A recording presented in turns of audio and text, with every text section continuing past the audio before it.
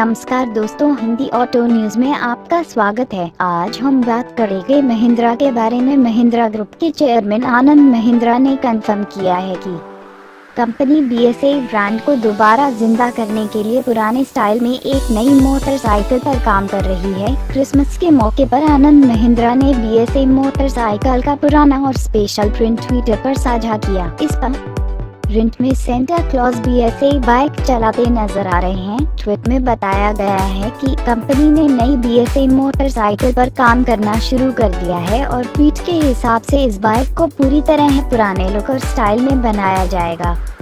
इसके अलावा कंपनी ने इस कार की कोई भी जानकारी उपलब्ध नहीं कराई है। ट्वीट को देखने से यह तो स्पष्ट हो गया है कि यह बाइक मॉडर्न क्लासिक होगी। महिंद्रा कुछ एक साल पहले अक्टूबर 2016 में महिंद्रा ने ब्रिटिश मोटरसाइकिल ब्रांड को लगभग 28 करोड़ रुपए में खरीदने की घोषणा की थी। कंपनी ने अपनी subsidiary company classic legends private limited के जरिए BS8 कंपनी लिमिटेड के 100% शेयर हासिल कर लिए हैं।